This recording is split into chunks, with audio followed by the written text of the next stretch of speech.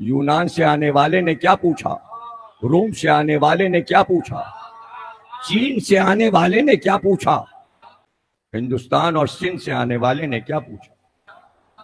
عرب نے کیا پوچھا؟ ایرانی نے کیا پوچھا؟ عراق والے نے کیا پوچھا؟ ابھی تو نہیں بتا سکتا نا کہ کس نے کیا پوچھا، سوال کیا تھا اور علی کا جواب کیا تھا۔ دو ہی چیزیں بتا سکتا ہوں اس وقت تو میں سلونی کی محفل کی، کہ علاوہ دنیا کے ملکوں کے کہیں اور کے لوگ بھی آئے تھے پوچھنے، اور اس محفل میں جو حلابی بیٹھے تھے، تو جاہل کہاں چپ بیٹھتا ہے؟ وہ دیکھتا ہے سب بول رہے ہیں تو وہ بول پڑتا ہے، لوگ یہ نہ سمجھیں یہ کیوں نہیں بول رہا ہے، لیکن زبان کھلی اور پہچانا کہ یہ بھی علی کا قول ہے۔ تو وہ کونے میں بیٹھا تھا وہاں ادھر، اس نے دیکھا سبھی پوچھ رہے ہیں اور علی سب کو جواب دے رہا، اس نے کہا اچھا تو بتائیے میرے سر پر بال کتنے ہیں؟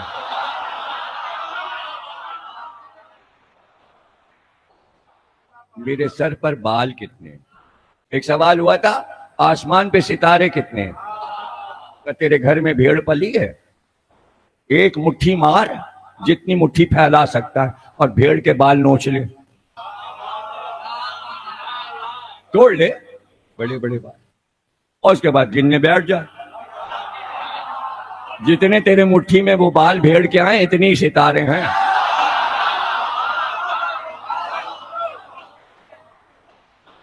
تو وہ پوچھا میرے سر پہ بال کتنے؟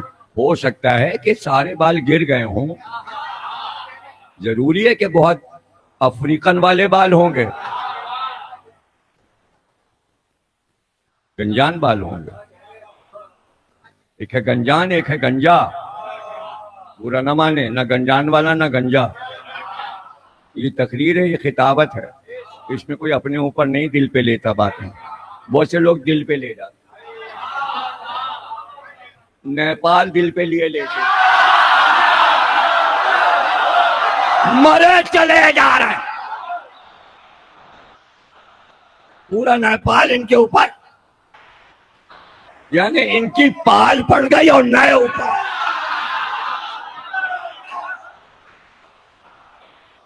ارے ایک لفظ میں ممبر پہ لے لوں تو تمہاری ریسرچ کا سبجیکٹ بن جاتا ہے، تو میری کبھی 1 گھنٹے کی تقریر تو لے کے بیٹھا۔ جب پال کھلتی ہے نا، تم نے تو پال دیکھی نہیں، تمہیں تو پال کے معنی بھی نہیں معلوم، تم پالی زبان بھی نہیں جانتے بھائی۔ پال آم کی پڑتی ہے، کیسے؟ اب تھوڑی پڑ، اب تو پوڑیاں ڈال دیتے ہیں، آم کچے رکھے اور کیمیکل کی پوڑیاں ڈال دیں، کہتے 3 دن کے بعد کھولیے گا، 4 دن کے بعد کھولیے گا۔ پہلے کچے آم آتے تھے، کچی زمینیں تھیں، آم رکھا ایک کونے میں، ڈھیر لگا دیا، اس کے اوپر پیال جس کے چھپر بنتے تھے، چھتیں بنتی تھیں، وہ اس کے اوپر ڈال دیا، پودے کی گھاس ہوتی وہ ڈال دیا، خشک، اس پر سے مٹی گیلی لگا دی اور پھر پلاسٹر کر دیا، ایک احرام مصر کونے کا بنا دیا، اب وہ بند ہے۔ اب ٹائم مقرر تھا کس دن پال کھلے گی، اسے کہتے تھے آم کی پال پڑ گئی۔ جو پرانے امروہے کے ہیں وہ جانتے ہوں گے، اس لیے کہ سب سے زیادہ آم کے باغ اس علاقے میں امروہے میں، اور جتنے آم کی قسمیں امروہے میں پائی جاتی ہیں شاید اس علاقے میں کہیں اور نہیں ملتی، اور اتنے نام ہیں آم کے کہ تابع امروہی صاحب نے پوری مثنوی لکھ کر اس میں کئی 100 نام گنوائے ہیں جو امروہے میں پائے جاتے ہیں۔ تو جو آموں کے نام نہ جانتے ہوں وہ پال کیا جانے ہو، جو پال نہ جانے وہ پال کیا جانے۔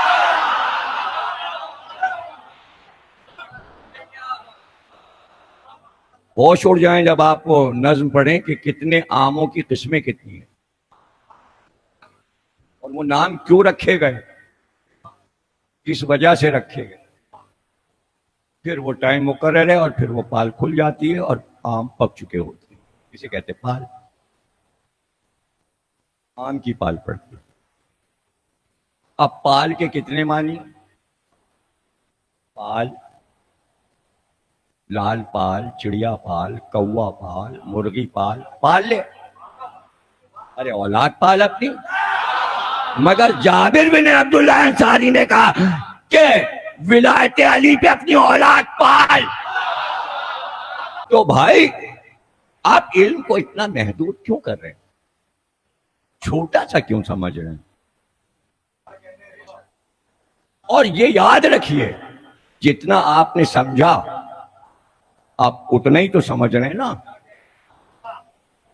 سمجھانے والے نے جتنا سمجھایا آپ نے اتنا نہیں سمجھا. تو محفل میں وہ بھی ہوتا ہے جو پوچھتا ہے سر میں بال کتنے، تو اس کو ویسا ہی جواب ملے گا کہ بتا تو دوں. جن کر یقین کیسے کرے گا کہ جو تعداد علی نے بتائی ہے؟ تجھے یقین کیسے آئے گا؟ اس لیے کہ تو اپنے سر کے بال گن نہیں سکتا. تعداد تو بتا دوں، ہاں بس اتنا بتا دوں. یا گھر جا، تیرے گھر میں جو بیٹا پل رہا ہے وہ میرے بیٹے حسین کا قاتل ہے. پتہ چلا عمر سعد کا باپ سوال کر رہا تھا.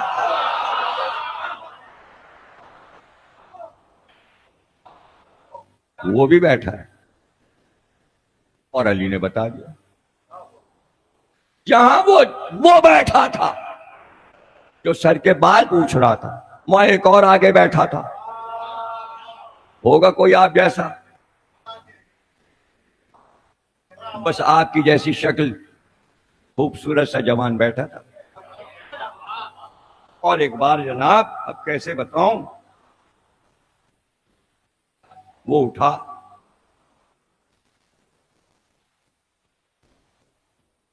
اس نے کہا یا علی بتائیے اس وقت جبریل کہاں ہے؟ اگر ویسا تھا تو ایسا بھی تھا، اگر ویسا تھا تو ایسا بھی تھا. بھائی کہتے ہیں ایک بار علی نے دائیں دیکھا، پھر بائیں دیکھا، نیچے دیکھا، اوپر دیکھا. اب نگاہ اٹھ رہی ہے اور مفسر شرح کر رہا ہے. مشرق کی طرف دیکھا تو جو اللہ نے مشرق کی طرف بنایا تھا سب علی نے دیکھ لیا. اور جب مغرب کی طرف دیکھا تو جہاں تک اللہ کا مغرب ہے وہاں تک دیکھ لیا. اور جب زمین پر دیکھا تو زمین کے سارے طبقے، سارے سمندر کی تہ میں چھپی سیپ کے پیٹ میں موتی. اور جب عرش کی طرف دیکھا، پہلا آسمان، دوسرا، تیسرا، چوتھا، پانچواں، چھٹا، ساتواں، عرش، کرسی، کوثر، تسلیم، سلسبیل، طوبہ، قاب قوسین و ادنیٰ، مقام خاص، عالم ہو.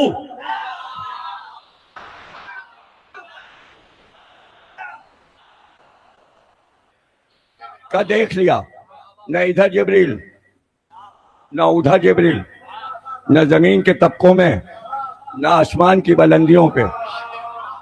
کہا یا میں جبریل ہوں یا تم جبریل. اور کہا میں جبریل ہو نہیں سکتا، اس لیے کہ میں نبی کا ولی ہوں، وصی ہوں. تم ہو جبریل. یہاں بات ختم ہوتی محفل سلونی کی تو بعد میں لوگ کہتے دیکھا سلونی کا دعویٰ کرنا تھا، ایک آدمی کو بٹھا دیا، یعنی عراقی تھا کہ عرب، اور اسے سکھا دیا کہ تم کھڑے ہو جانا اور ایسا سوال کرنا. اور بعد میں علی کہہ دیں گے تم جبریل ہو، ایک جوان کو کہہ دیں گے تم جبریل ہو، اور وہ غائب ہو گیا جوان. جیسا ہی علی نے کہا تم جبریل ہو، ویسے ہی جبریل نے اپنی ماہیت بدلی. اور ایک بار ہاتھوں کو ہلایا تو اب پر تھے،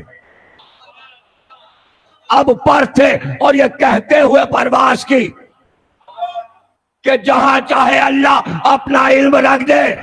یہ کہہ کر مسجد کوفہ کے دائیں دروازے سے نکلے، نہ بائیں دروازے سے، چھت کی طرف چلے، چھت پھٹی، جبریل گئے، چھت جڑ گئی تاکہ مجمع دیکھے کون گیا اور کون آیا تھا۔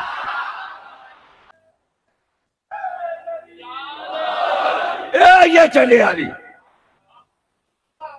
یہ اذان، یہ اقامت اور یہ نیت حیض بدل کے قریب آیا۔ کاج علی کی نماز لیٹ کروا دوں، ترکیب بڑی اونچی لایا تھا، شہر علم کا دروازہ ہے اور ہر ایک کا جواب دے دیتے۔ کہا علی ایک چھوٹا سا سوال ہے، بتا دیجئے، نماز پڑھ لیے گا۔ علی نے فرمایا بتا کیا ہے؟ کہ کتنے جانور ہیں جو بچے دیتے ہیں اور کتنے جانور ہیں جو انڈے دیتے ہیں؟ سمجھا تھا فہرست گنانے لگیں گے تو میں علی کی نماز قضا کرا دوں گا۔ کہ جا کے دیکھ لے، جن کے کان باہر ہیں سب بچے دیتے ہیں، جن کے کان اندر ہیں وہ انڈے دیتے ہیں۔ لا حول ولا قوت الا، شیطان بھاگا،